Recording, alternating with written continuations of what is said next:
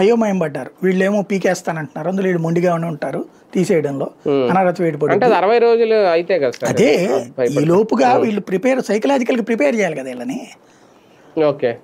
అప్పుడు అదిగో చూసారా, ఇక పార్టీ అయిపోయిందండి బని, దాంట్లో నుంచి మీరు యువతలకు వచ్చేయడం బెటరు, ఇక్కడైతే మీకు లైఫ్ ఉంటుంది తెలుగుదేశంలో అయితే అని చెప్పేసి మాట్లాడతారు వీళ్ళు గ్రౌండ్ లెవెల్లో.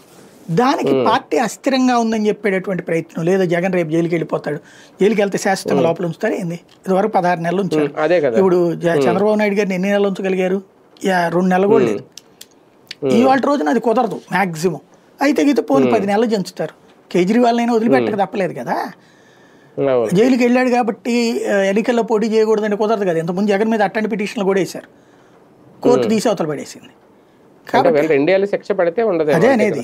కాబట్టి అదంతా ఉంది. ఇక్కడ పాయింట్ ఏంటంటే వీళ్ళు 4-5 కోణాల్లో ప్రొజెక్ట్ చేస్తారు. ఇప్పుడు ఏంటంటే తెలుగుదేశం బలం పుంజుకోవాలంటే వైసీపీ బలహీనపడాలి, కూటమి కంట్రోల్లో ఉండాలంటే వైసీపీ బలంగా ఉందని చూపించాలి. వైసీపీ బలంగా ఉందన్నంతసేపు జనసేన బయటికి పోదు. వైసీపీ బలహీనపడిందంటే జనసేన బీజేపీ రేపు పొద్దున ఆల్టర్నేటివ్గా తయారవడానికి ప్రిపేర్ అవుతాయేమో. ఇది అన్ని రకాల వ్యూహాలు వీళ్ళే పనిచేస్తారు. అంటే వైసీపీ వాళ్ళు కూడా ఒకవేళ జగన్ అరెస్ట్ అయిపోతే నెక్స్ట్ ఏంటి అనే వ్యూహంతో ఉన్నారు అనేది వాళ్ళ వ్యూహం కూడా వీళ్ళు చెప్పేస్తున్నారా? అదే కదా. ఇప్పుడు ఆమ్ ఆద్మీ పార్టీ ఉంది, ఎవరికప్ప చెప్పాడని పార్టీ కేజ్రీవాల్ ఎవరన్నా అధ్యక్షుడిని చేశాడా? చేయలేదుగా. ముఖ్యమంత్రి పదవి కూడా రాజీనామా చేయకుండా అక్కడే ఉన్నాడు కదా.